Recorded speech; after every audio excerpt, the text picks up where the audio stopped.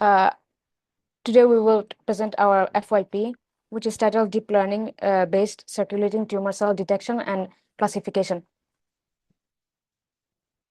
Here are the contents of our presentation. We will start with some background information. So CTCs are rare cell types in the blood that is generated by the dissemination of primary tumors. And although they are rare, they can settle down at distant tissues and cause metastatic tumors. This is why it is important in clinical settings to use this for disease monitoring and progression. Some features of CTCs is that they may overexpress certain cell surface markers.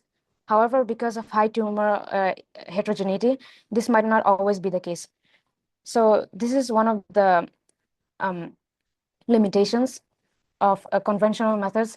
For example, in label-dependent methods, they will usually target those assumed overexpressed proteins to stain them. However, because they're not always present in these CTCs, they will sometimes this kind of methods will have high false negative rates. Also, physical methods do not depend on labels. However, however, they're not very sensitive. Microfluidic systems are also label independent, but they are very size dependent. But because CTCs don't always sometimes overlap in size with some white blood cell subtypes, these microfluidic systems are usually not very selective to only CTCs. Deep learning methods allow to distinguish CTCs using more features such as the difference in deformation in fluid compared to white blood cells. There is also a study that combines faster RCNN with ResNet for detection and classification of a single cell line. But although deep learning models have demonstrated the ability to detect and classify cancer cells from unstained and unlabeled images, not many studies have attempted to distinguish cancer cell types from each other, or also further quantify and analyze these morphological features. So here we propose a system that can incorporate a microfluidic device following Che et al.'s Vortex HT to introduce the CTCs from patient samples. And we can build a data set from images obtained with the along with the white blood cells that have been selected separated along with the CTCs. And with this dataset, we can train a two-step deep learning framework to detect and classify cancer cells and also visualize the extracted features. Next part is the methodology. So in our project, we divide into 4 parts. But first, we would like to start with the data acquisition part. The cell lines used in our project, there are 4 cancer cell lines, as shown here, and also with white blood cells. So we image the suspended cells on glass slide in 3 channels, and each image includes both white blood cells and only 1 cancer cell line in the image. And we use 40x magnification on bright field microscopy to do the imaging, along with fluorescent microscopy images for labeling purpose. And for the data preparation part, after we have got the data, we do manual data cleaning by removing images that are blurry or do not contain any cells or contain cells that are necrotic or apoptotic cells. Then after that, we annotate the data, which I will elaborate on the next slide. Further on that, we apply the following augmentations, and we split the data into 70% for training, 20% for validation, and testing for 10%. Then we export the data in the YOLO v5 annotation format for training. For data annotation part, in our project, we utilize AI-assisted data annotation approach. Since there are a lot of images to label, it is labors to label all of them manually. So we first, as mentioned, that we first start by filter out invalid images. So the exclusion criteria we stick with, we do not include apoptotic cells, which we can observe by the blipping parts, necrotic cells. We can see it from membrane swelling and some of the cell debris that we couldn't see it from the fluorescent images. After filtering out these manually, we manually annotate around 800 images on RoboFlow. Following that, we use those manually annotated images to train YOLO v5 initially to help us labeling the rest of the images.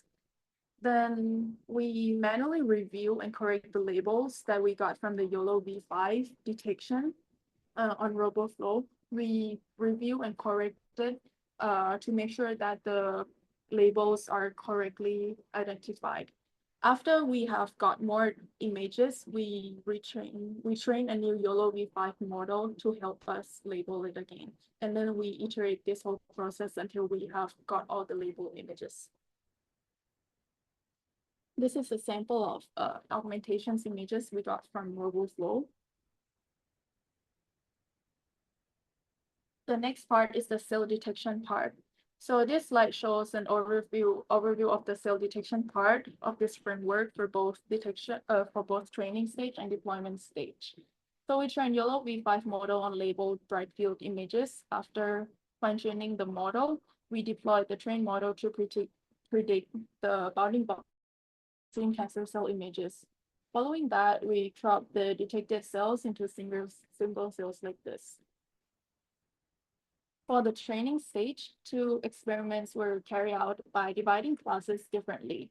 First experiment, the 2 class, all cancer cell types are grouped together in one class as cancer cell against white blood cells. And for the five class experiment, 4 cancer cell types belong to their own classes and white blood cells, therefore add up to 5 classes in total. When training the model, the parameters are controlled to be in the same in both experiments. We optimize the number of epochs, number of batch size, model weight, learning rate scheduler, and additional augmentations that we stick to the built-in setups provided by YOLO. For the deployment, after the detection, we crop the cells into single cells so that we could pass to the classifier. However, not all cells are in valid shape to be passed on to the classifier. Therefore, we trained another model to filter out invalid images. The MobileNet architecture was chosen to be the filtering model because of its lightweight. And the selection criteria to filter between valid and invalid props are that cells should be fully intact, not cut by half or edges or squeezed by other nearby cells to be valid cells. So after we got the single cell image from YOLO, and then we're gonna put to we will have like 2 ways to classify the cancer cells. The first one will be the use of morphology based on the machine learning, and the second one will be the convolutional neural network. So the first method we're gonna use single cell image and then pass to the pre-processing using Gaussian Barrier contrast enhancement, and we will use a segment anything model to segment the mask, and then we will choose some criteria like largest area, diameter, and circularity to get the proper mask, and then we will extract the morphology properties from the mask, and then we will try to use different machine learning models such as XGBoost, random forest, support vector machine, and multi-layer perceptron. And then after that, we will use the train algorithm and then apply to the deployment stage to classify cancer cell types. And the next one will be the use of the deep learning method. So we're gonna use a raw single image to use in convolutional neural network. So we're gonna start with the pre-processing by import the image as a grayscale and separate the data set into 20 and 80 for validation and training. And we will resize the shape to fit with the efficient net B0 model. And for the augmentation, we apply random rotation and random flips for both horizontal and vertical. And then we will use the transfer learning method for the fine tune the parameter, and then we will get the result as a TSNE visualization, and if we correct the model, and then we see like the model has a high performance, we will use the train model into the deployment state in the same way. For the model evaluation, for the part of the detection and classification, they share the same with the precision and recall, which is the correctness of the positive prediction and the capability to detect the positive image. And for the detection, we will use the intersection over union as the overlap between predicted and the ground truth bounding box, and also the mean average precision. And for the classification, we will use accuracy and also TSNE visualization.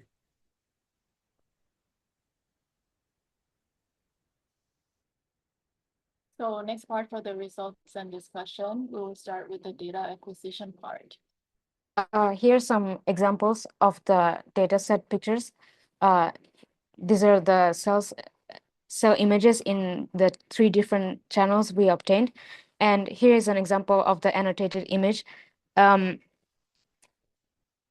are example images of the annotated images of the type of images that were excluded.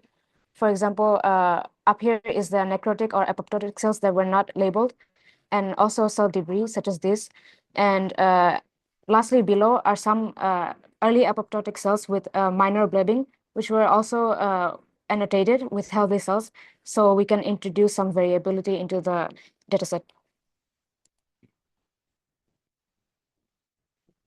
For the data acquisition, last part of the data acquisition part. So this is just a sample of the interface of RoboFlow that we use for labeling. And on the right here, so a sample of the images applying augmentations, including mosaic augmentations. Next, for cell detection, following the data acquisition part, we end up with around 6,939 images for training with augmentations applied.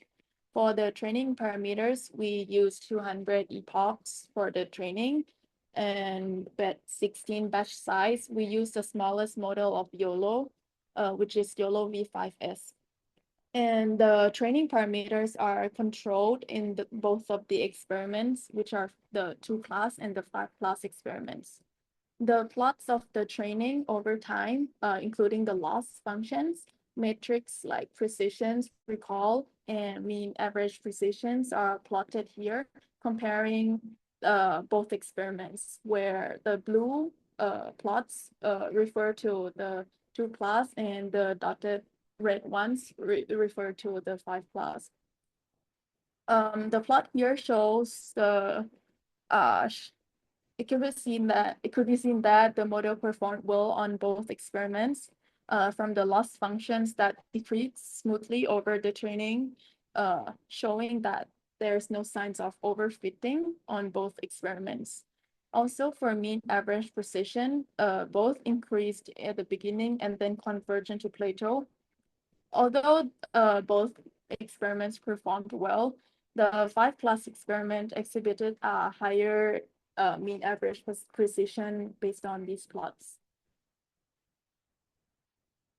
It is clear in this slide that the 5-class experiment performed better from both the values in the tables here, that 5-class experiment achieved at 95.5% mean average precision, while the 2-class experiment only achieved 90.2%.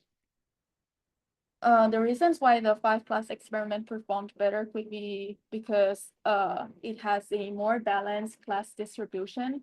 Looking at this label distribution, it could be clearly seen that the 2-class experiment, the classes are very imbalanced, which it could the class imbalance could result in the model favoring the majority class, which is the cancer in this case, and can negatively affect its ability to accurately predict the minority class, which is white blood cell in this case.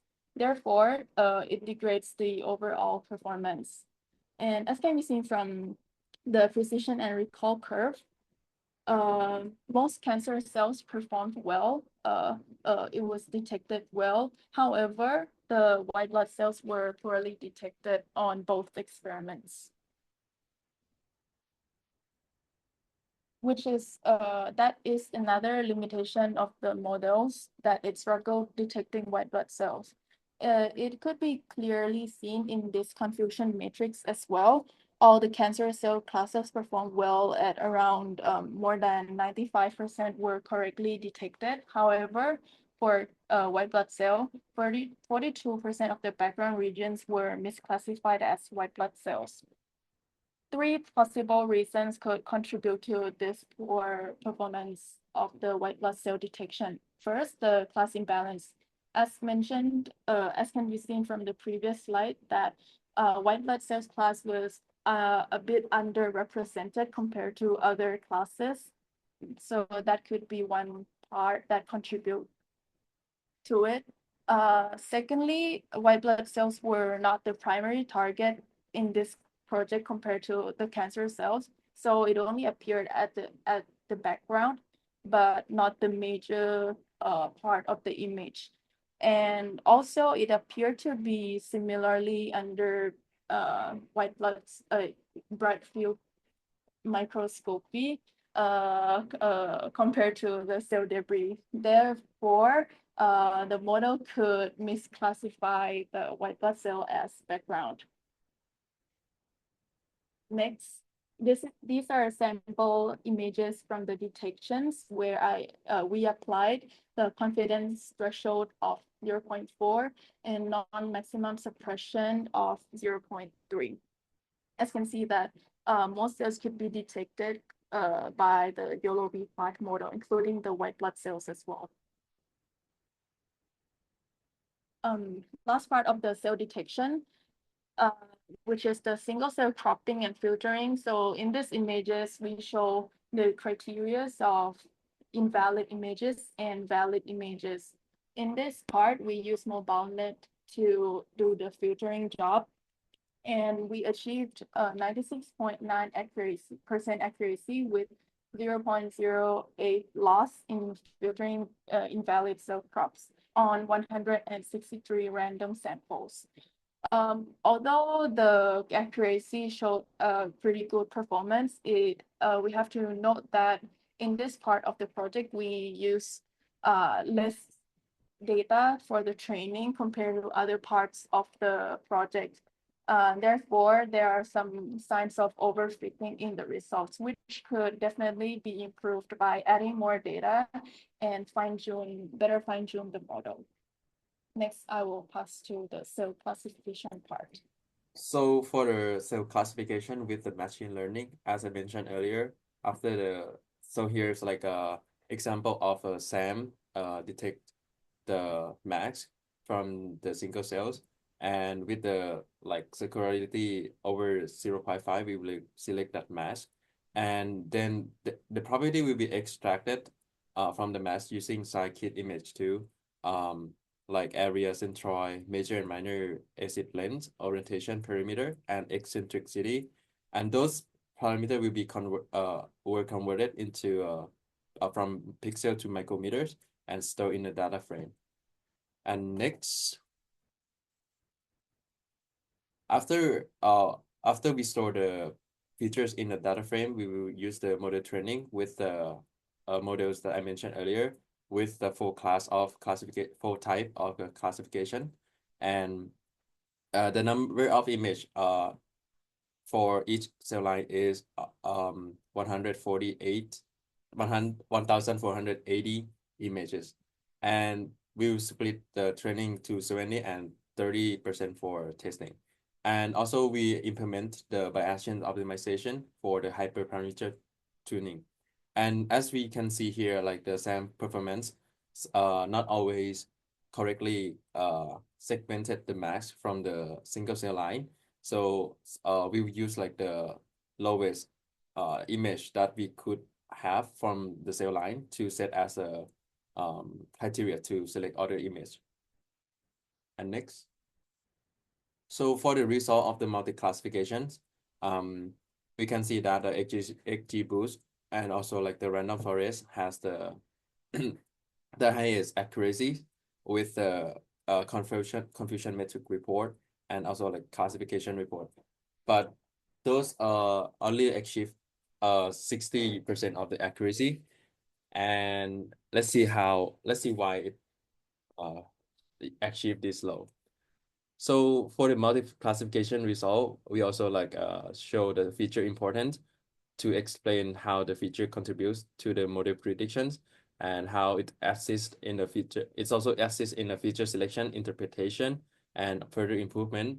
And for the finding, we have put it into the distribution, and it shows that most of the features shows the normal distribution, indicating it's kind of very hard for machine learning to distinguish between each feature from each cell line. So it is very difficult for machine learning to learn this parameter to classify the cell line. So uh, we'll move on to the cancer cell classification, deep learning, and with the model efficient B0 and transfer learning from the pre-trained rate. So we're gonna have the image for each class as 1,738 images and split turning 80 and 20 for validation. And the batch size is 60, as I mentioned for the grayscale.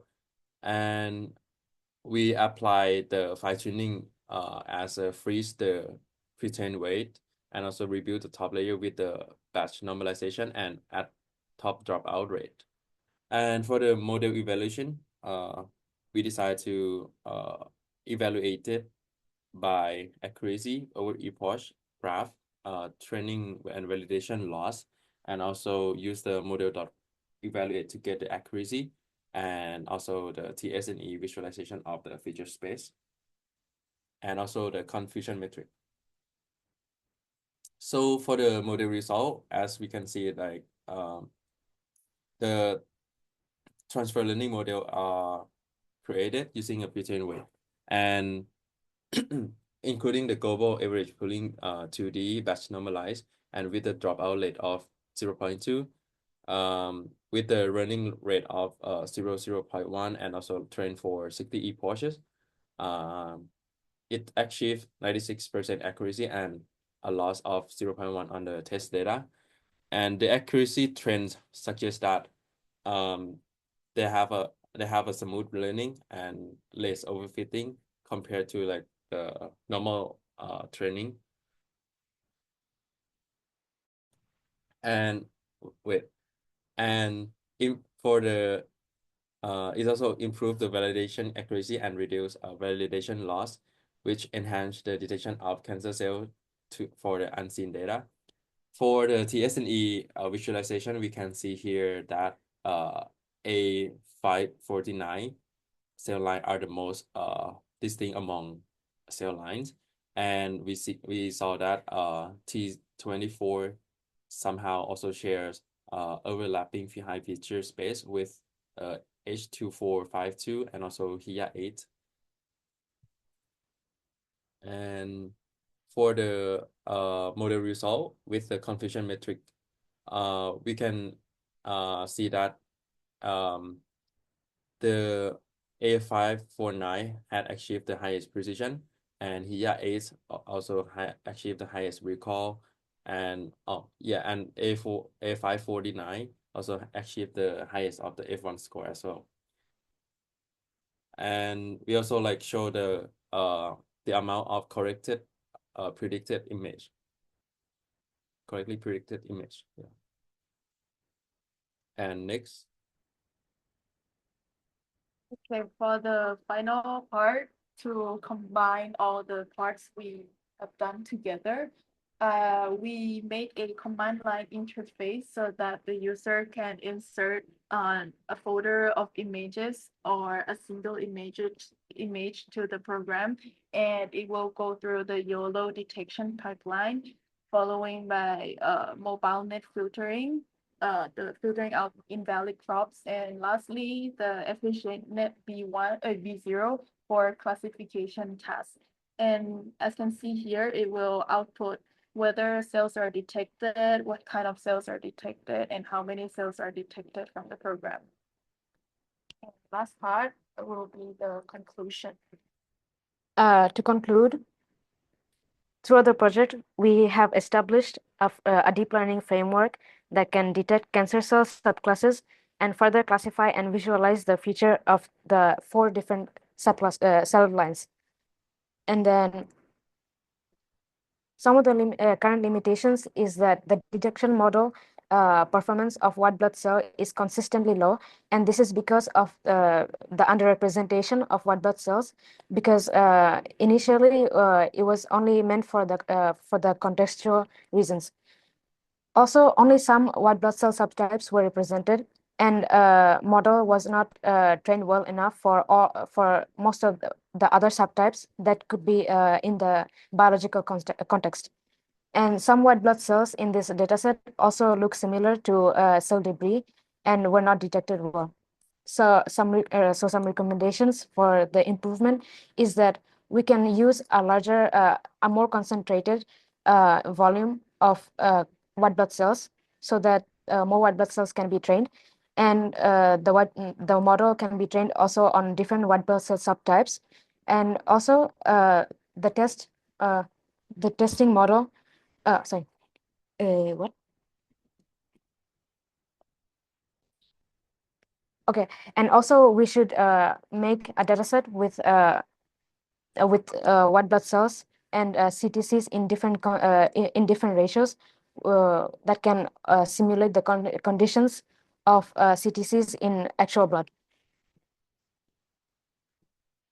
So for future improvements, we can retrain the deep learning framework on patient extracted cells, and this can be done by enriching the CTCs from patient blood using microfluidic channels, and then creating another dataset as explained in the introduction.